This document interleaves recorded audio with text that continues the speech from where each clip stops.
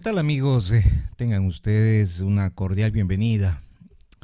Hoy nos acompaña una periodista venezolana muy apasionada con una larga e importante trayectoria en el mundo de la comunicación. Se ha desempeñado como corresponsal en Caracas para Antena 3 de España, para Estrella Televisión de Los Ángeles, California y otros medios importantes a nivel internacional. Ha cubierto eventos cruciales dentro de la vida política, dentro de todas las violaciones de derechos humanos que ha existido en Venezuela. Incluso estuvo presente haciendo la cobertura en la muerte del presidente Hugo Chávez. De igual forma ha sido testigo de las tantas crisis de escasez y las elecciones en Venezuela. Quiero dar la cordial bienvenida a María Alicia Sosa. Bienvenida, Alicia. Perdón, María, buenas noches. ¿Qué tal, Juan Carlos? Un placer. Gracias por esa generosa presentación. Gracias por acompañarnos. Bueno, estamos empezando este 2026 y el mundo está siendo testigo de lo que parecía no tener fin en Venezuela tras la captura de Nicolás Maduro. Desde tu perspectiva periodística, ¿cómo describes el pasado y el presente de Venezuela en este momento? Wow, Juan Carlos, una pregunta tan amplia que es difícil contestar, pero puedo decirte que en Venezuela ahora se ha abierto una ventana de esperanza, una esperanza que llevaba 26 años cerrada, de tristeza, de oscuridad, un periodo muy triste de trauma para una población que lleva en su ADN la democracia y que históricamente es demócrata. Venezuela es un pueblo que conoce la democracia, que ha vivido en ella y se ha desarrollado en ella, y que tenemos 26 años, parece mentira, yo lo digo y realmente no lo creo, se nos ha pasado la vida en estos regímenes de Chávez y de Maduro, pero a partir del sábado 3 de enero hemos, hemos visto una ventana abrirse de esperanza, de que las cosas pueden cambiar y que podríamos estar cerca del retorno a nuestra democracia. Bueno, sí, creo que a todos nos tomó de sorpresa y ya veníamos pensando que algo iba a pasar en el Caribe con la presencia de la fuerza norteamericana allí, pero claro, a todos nos sorprendió esa actividad quirúrgica realmente que realizó estas fuerzas en Sí. Venezuela, ¿no? La extracción del presidente Maduro. Pero, eh, ¿cómo analizas tú la actitud de Estados Unidos en este hecho, que también proyecta modificar geopolíticamente América Latina? Mira, es importante saber que para quienes están preocupados, he visto muchos videos, mucha información de una parte de Estados Unidos que están criticando pues la extracción de Maduro, alegando que al presidente Trump lo único que le importa es el petróleo, pero lo cierto es que nosotros tenemos, como Venezuela, en este momento te hablo como venezolana. Nosotros tenemos más de 25 años en que nuestros recursos y el petróleo ha sido utilizado ha sido utilizado como un recurso para comprar voluntades y hacer negocios con países como Irán, China, Rusia y para realmente oprimir a la población. Todo lo que se ha conseguido a través del petróleo, nosotros tenemos 25 años en que no vemos los frutos de ese petróleo porque ha sido simplemente secuestrado también por el régimen para utilizarlo en su favor y como parte de su proyecto político.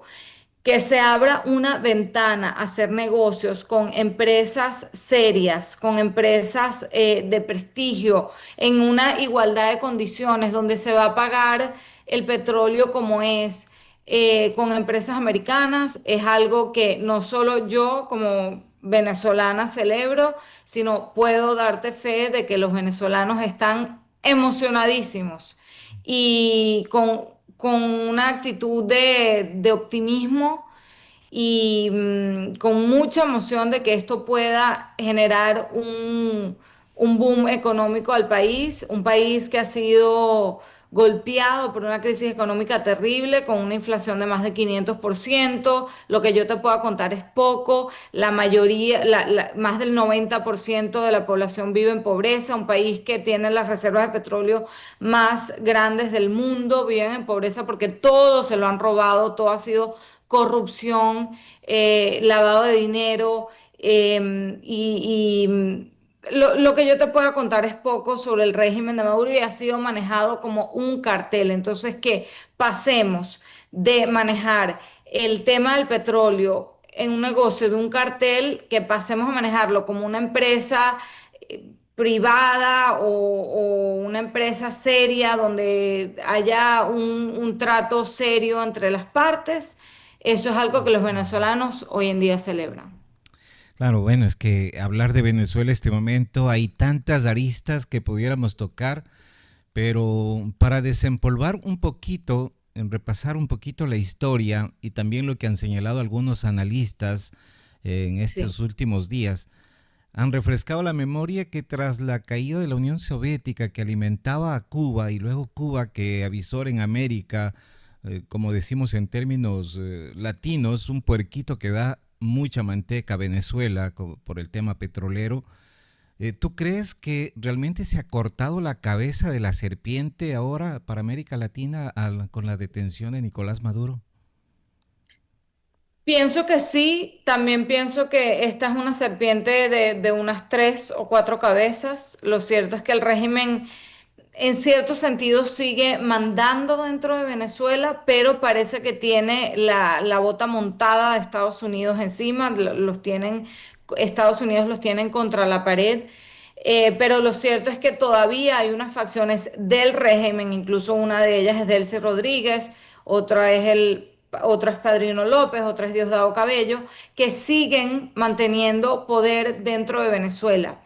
Eso es parte del régimen. Ahora, hoy vimos cómo Estados Unidos incautó un nuevo buque petrolero de Venezuela, lo mandó a devolver. Es el quinto buque petrolero que incauta.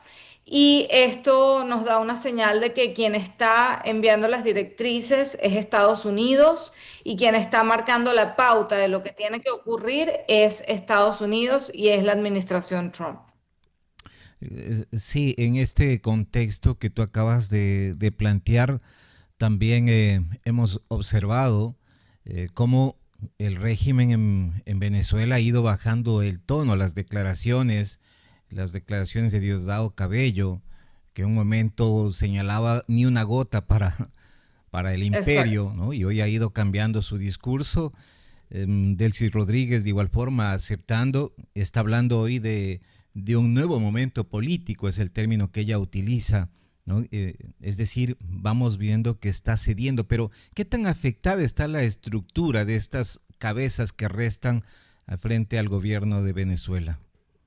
Juan Carlos, y déjame comentarte que nos resulta a los venezolanos patético escuchar a quienes durante más de 2 décadas pelearon contra el imperio, dijeron que llamaron gusanos a quienes fueran pro Estados Unidos o apoyaran a Estados Unidos de alguna manera, verlos arrastrados de esa manera, ofreciéndoles todos los recursos de Venezuela simplemente por mantenerse en el poder. Es realmente patético y eso es lo que estamos viendo con Delcy Rodríguez, quien está arrodillada al imperio. O sea, ella terminó siendo la lacaya del imperio que tanto criticó durante tantos años. Ese es el discurso chavista, ese es el discurso revolucionario que importamos además de los cubanos y el chavismo adoptó de esta forma y ahora sorprendentemente vemos como ella se arrodilla a ese imperio que lleva 25 años criticando.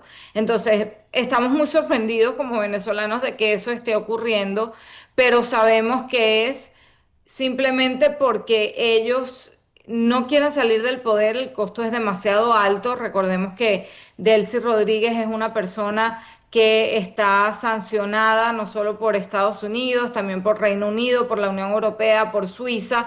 Ella ha estado involucrada en la corrupción de Venezuela y lavado de dinero. Recordemos que también ella es la arquitecta de la alianza entre Venezuela, Rusia, Irán y China. Nada más por ponerte un ejemplo, los embajadores que estaban en primera fila cuando ella se estaba juramentando eran precisamente los de Irán, Rusia y Cuba. Entonces sabemos dónde viene ella, sabemos que tiene esa formación marxista, comunista, y es muy patético verla arrodillarse de esa manera al imperio, pero no les ha quedado otra después de esta intervención de Estados Unidos para llevarse a Maduro, porque ellos saben que las otras cabecillas del régimen tienen también razones para las cuales Estados Unidos pudiera entrar en una segunda ola de ataques, aunque hay que decir que Trump dijo esta tarde que ya no estaba, que había de alguna manera cancelado la segunda ola de ataques para Venezuela. Bueno, esta cancelación obedece a la decisión del Congreso. Entiendo que están bloqueando la posibilidad de un segundo ataque o más ataques en Venezuela, pero también quisiera consultarte sobre la oposición. Pensábamos que tras la captura de Nicolás Maduro podía Estados Unidos respaldar a María Corina Machado o Edmundo González, pero ha sido totalmente diferente. ¿Cuál es tu análisis frente a la oposición que podría levantarse con el ánimo de llegar a una elección democrática en el país?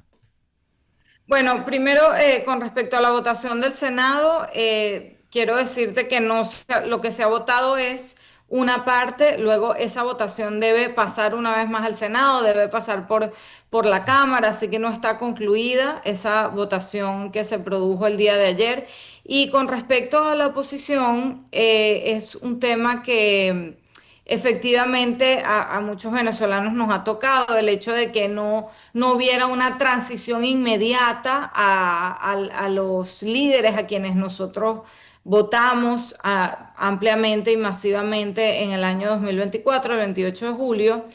Pero entendemos, y según lo ha explicado esta administración Trump, que según lo ha explicado Rubio, y lo digo en dos platos, aparentemente ellos encontraron, y la CIA luego de investigaciones encontraron que que María Corina Machado no tenía los apoyos militares, no el apoyo del país. La mayoría del país la apoya a ella ha tenido un liderazgo impecable y ha ganado las elecciones de forma impecable, lo demostró con las actas, pero aparentemente para una transición y para que no hubiera problemas de inestabilidad en el país con respecto a las Fuerzas Armadas, Estados Unidos aparentemente encontró que ella no tenía esos apoyos y por eso ha decidido tratar de hacer una transición con parte de quienes conforman el régimen como es Delcy Rodríguez.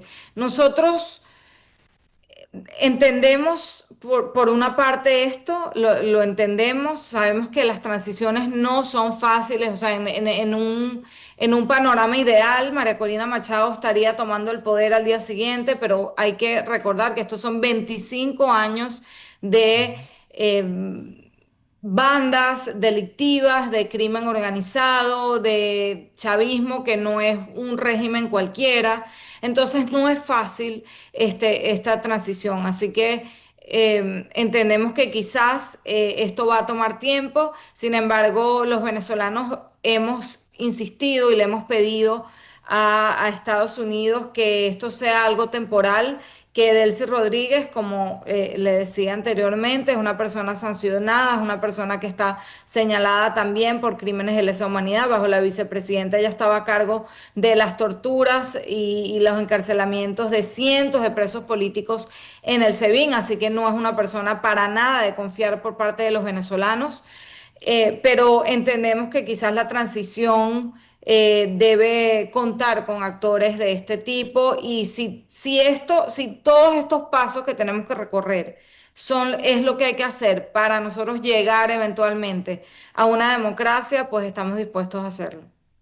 Interesante también analizar que entre el día 3 de enero, cuando le detienen a Nicolás Maduro, también observamos algo importante, la reacción ciudadana, festejando al interior de Venezuela, es decir, se quitaron la careta del miedo, no solamente dentro, sino también fuera de Venezuela, un grito a nivel mundial que sigue resonando en el espacio. Pero ¿cómo puede incidir esa presión social al interior de Venezuela en este proceso de llegar a restablecer la democracia en este país? Le cuento, realmente en Venezuela hay mucha emoción contenida. Yo estoy Ujú, en constante comunicación, vale decir, yo no estoy en el país. ujú. Yo soy una perseguida por ser periodista, no puedo entrar a mi país a ver a mi familia, a ver a mis amigos, pero estoy en constante comunicación con ellos. La gente no se atreve y desde el 3 de enero hay una emoción enorme y una felicidad contenida que no se atreven a salir a las calles porque sienten que todavía el régimen está pues gobernando de alguna manera.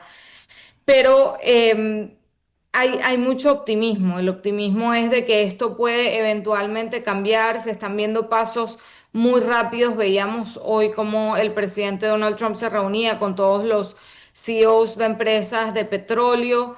Y eso es algo que, y le preguntaban justamente por esa seguridad jurídica, qué va a pasar con las personas con la inseguridad de estas empresas, hacer negocios de petróleo, pero en un país donde no hay seguridad jurídica, él insistía en que tiene que haber estabilidad y que tiene que haber democracia para que esto se lleve a cabo. Lo que sí quiero decir es que Jorge Rodríguez, uno de los personeros del régimen, prometía el día de ayer que iban a ser liberados un gran número, esa fue la frase que él usó, un gran número de presos políticos como señal de buena fe por parte del régimen de cooperación con Estados Unidos. Sin embargo, ya han pasado más de 24 horas desde este anuncio y a pesar de que salió en todas las noticias del mundo que iban a ser liberados los presos políticos, a esta hora solo han sido liberados aproximadamente el 1% de los presos políticos. Tenemos más de aproximadamente 1.000 presos políticos y han sido liberados solo una docena.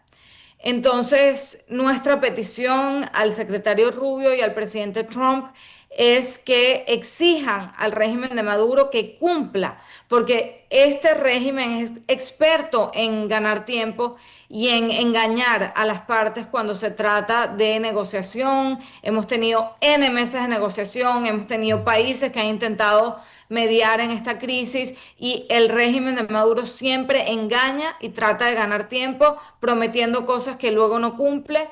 Así que esperemos que esto no sea un caso más, porque entonces Trump y la administración de Estados Unidos tendría que actuar una vez más, como lo ha dicho una y otra vez. Hemos estado siguiendo con atención todos estos hechos día a día y pues esta tarde ya se ve actividad, se empieza a ver movimiento en la recuperación de la embajada norteamericana en Venezuela. ¿Cuál podría ser el efecto que tenga aperturar esta embajada nuevamente? Juan Carlos, es una señal enorme. Yo puedo decirte que yo compartí el video en mis redes sociales y la emoción del pueblo venezolano, la emoción tan gigante, tan enorme del pueblo venezolano que podamos volver a tener relaciones con Estados Unidos y que en vez de que nuestro país sea manejado como un cartel, sea manejado como una empresa normal, con actores serios, honestos, con leyes que funcionen. Esa es una gran esperanza. Yo no creo que va a pasar de un día para otro, pero el hecho de que después de 7 años de cerrada, nuestra embajada en Caracas, en Vallarriba, abra las imágenes, recibí, te puedo decir, cientos de mensajes de venezolanos diciendo, estoy llorando al ver las imágenes, nada más de las camionetas y del movimiento en la embajada. De verdad, recibí cientos de mensajes de ese tipo, esto es un milagro, estoy llorando, esto es un sueño. Esa es la reacción de los venezolanos. Queremos tener relaciones con países como Estados Unidos y no con países como Irán, China, Rusia y Cuba. Ya estamos hartos del eje del mal, de ser amigos del eje del mal. Somos un país de tradición democrática, somos un país con la democracia en nuestro ADN, vivimos 40 años de democracia y queremos retornar a ella. Hemos estado secuestrados por una dictadura durante 26 años y ya llegó la hora de que esto cambie. En este eje del mal que tú haces referencia, el presidente de Estados Unidos ha cuestionado directamente a Gustavo Petro en Colombia, a Cuba, ha señalado también a México el día de hoy con ataques terrestres porque ha señalado que está gobernando todos estos carteles narcodelictivos. ¿Cuál crees que sea la incidencia quizá en este reacomodo geopolítico de América que proyecta el presidente Donald Trump? Yo creo que Donald Trump definitivamente está tratando de redibujar el orden mundial. Estamos viendo una actitud completamente diferente a otras administraciones. Además, el hecho de que el secretario Marco Rubio sea un hispano que conoce perfectamente la situación de Latinoamérica, tiene muchísimo peso en lo que allá está ocurriendo. Yo celebro el hecho de que Estados Unidos esté de nuevo viendo América Latina como su propio hemisferio, viendo los peligros de América Latina como una amenaza para ellos mismos. Yo creo que eso es beneficioso para los países, para nuestros países, para Sudamérica. Así que lo celebro de esta manera. Creo que Estados Unidos está poniendo el ojo en América Latina. Sé que los casos de Colombia ha habido mucha vinculación, mucha relación, incluso de colombianos, de mexicanos, diciendo, miren por el camino que ha ido Venezuela, México va por el mismo camino. Yo creo que hay que tener muchísimo cuidado con los gobiernos que elegimos en nuestros países, pero también creo que hay una diferencia. El caso de Venezuela era una dictadura con todas las de la ley, aunque fuera distinta a la de los libros, porque tenía unos rasgos diferentes a lo que hemos visto siempre, pero aún los gobiernos de Colombia y México han sido gobiernos democráticos, han sido elegidos por su gente. Entonces yo creo que hay que cuidar mucho las democracias, hay que cuidar las instituciones, y celebro el hecho de que Estados Unidos esté nuevamente o por primera vez en muchos años preocupado por lo que ocurre en su backyard, como dicen aquí, en su patio de atrás en América Latina. Bueno, en algún momento se comparaba a todas estas organizaciones delictivas que están operando bajo la careta del socialismo del siglo XXI, que se los comparaba con Al Qaeda. Pero, ¿qué riesgos puede existir con esta actitud que ha sido calificado por muchos como una actitud beligerante de Estados Unidos en el contexto internacional? ¿Qué riesgo puede existir por la reacción de Rusia, de China, frente a todo lo que está haciendo el gobierno americano? Yo creo que ya están vistas las reacciones. Hemos visto como esas potencias alguna vez efectivamente y tenían intención, han tenido intención en los últimos años de sentar bases en Venezuela como amenaza a Estados Unidos, pero al final parece que todo el mundo dejó solo a Maduro. También tengo que decir que esto nos agarra de alguna manera en una circunstancia geopolítica mundial que nos beneficia. Rusia y Putin están muy ocupados con el tema de la guerra de Ucrania, obviamente, e Irán también está muy preocupado por su situación interna, por la situación que está ocurriendo en Medio Oriente. Entonces, creemos que eso pues pudo haber ayudado de cierta forma en que quizás estos países amigos de la dictadura venezolana no salieran a defenderlos de la forma en que quizás en otro momento lo hubieran hecho. ¿Cuánto puede pesar en este contexto el cuestionamiento que hizo la ONU al ataque de Estados Unidos a Venezuela? Puede pesar lo mismo que ha hecho la ONU por las cientos de miles de víctimas de crímenes de lesa humanidad que se cometieron en Venezuela durante tantos años. Nosotros nos hartamos de gritarle al mundo lo que estaba ocurriendo en Venezuela. Eh, Cientos de presos políticos, cientos de torturados, miles de personas perseguidas. Y lo único que obtuvimos de los países fueron comunicados, incluso organizaciones como las Naciones Unidas. Recientemente, este año que pasó, emitieron unos informes que son valiosísimos, son realmente valiosos para lo que va a ser la justicia eventual, y estoy segura que van a tener peso en el juicio a Maduro, pero digamos, cuánto pesa la teoría cuando a la gente la están torturando, cuando meten presos a niños, cuando a niñas jóvenes, adolescentes las están violando en las cárceles a cambio y las perdonan a cambio de ir al baño o tener un pan para comer un día. ¿Cómo se explica eso en las organizaciones internacionales? Entonces, yo creo que aquí hay que, yo saqué un video en mis redes sociales y lo ponía un ejemplo de qué harías tú si en tu calle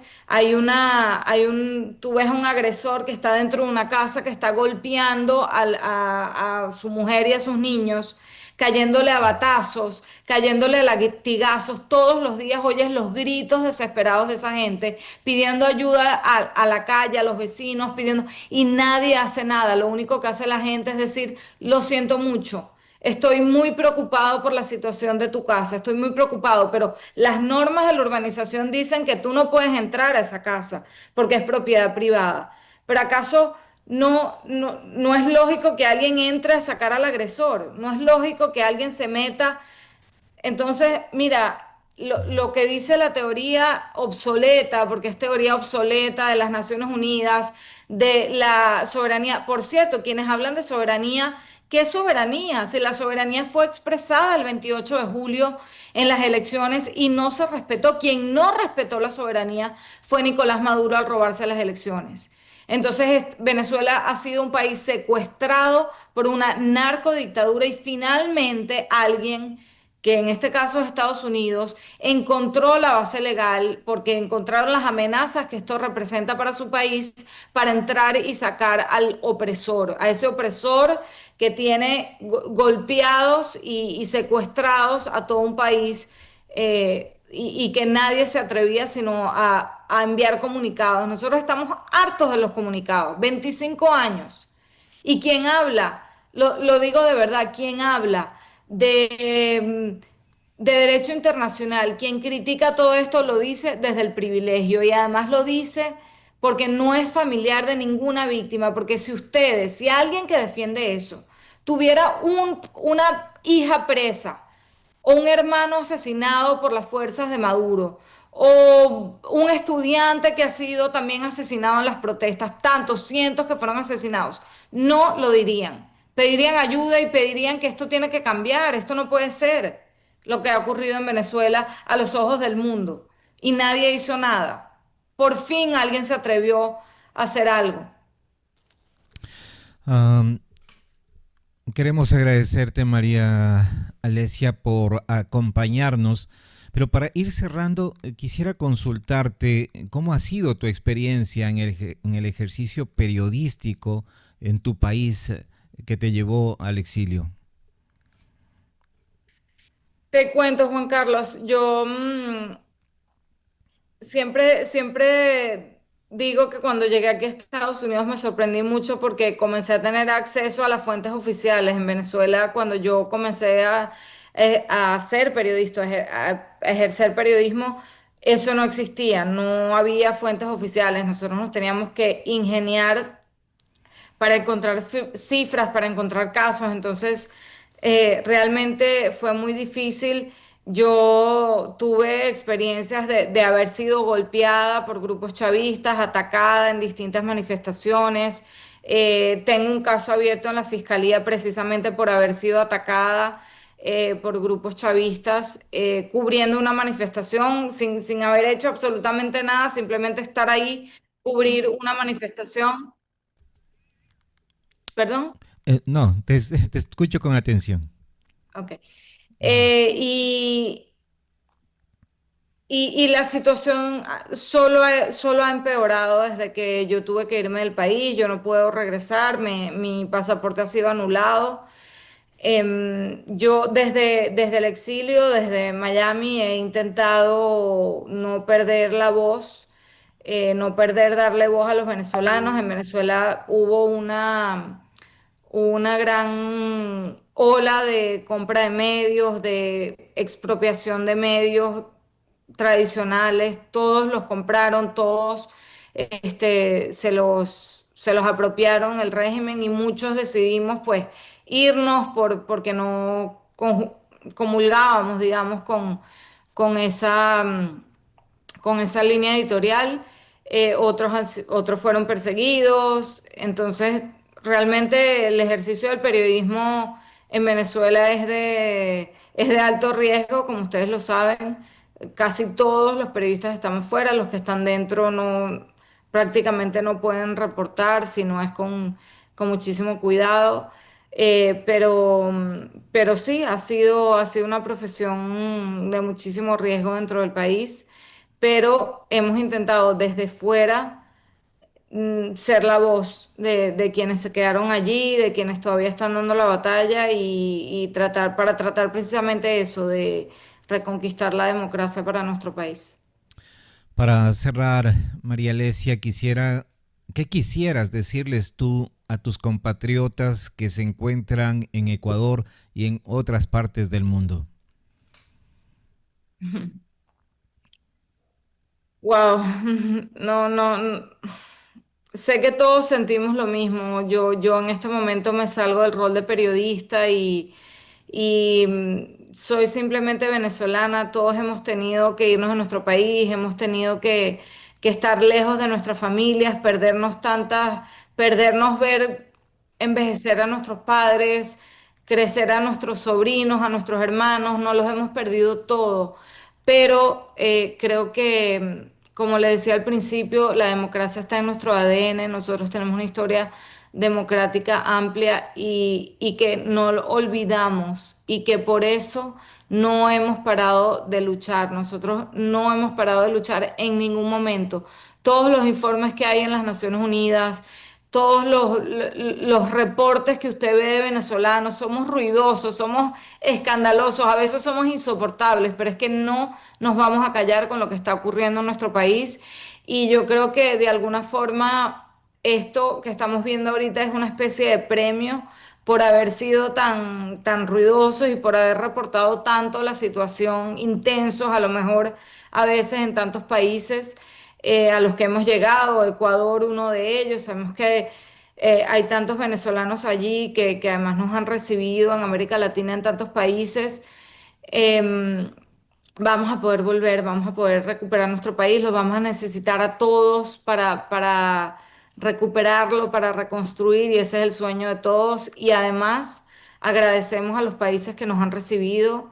Nosotros siempre fuimos un país que recibió inmigrantes con los brazos abiertos, siempre, de todos los países del mundo, de América Latina, también de Europa, y nos tocó a nosotros irnos y y agradecemos en el alma porque todos estos países que nos han recibido, de verdad que no tenemos palabras para agradecer lo que han hecho por nosotros y sobre todo los que además se han unido a apoyar nuestra causa, que es tan importante. Ese apoyo internacional ha sido vital. Queremos agradecer tu compañía, María Alesia. Creo que No, eh, gracias a ustedes. estamos palpando este cambio y aspiramos que pronto se recupere la democracia, que queremos ver ese reencuentro familiar, que se recupere todo ese tiempo perdido. Muchísimas gracias, gracias por tomarse el tiempo de hablar de Venezuela, de verdad, y por todos los venezolanos que han recibido en el Ecuador. Muchísimas gracias. Gracias, María Alesia. Un abrazo. Un abrazo.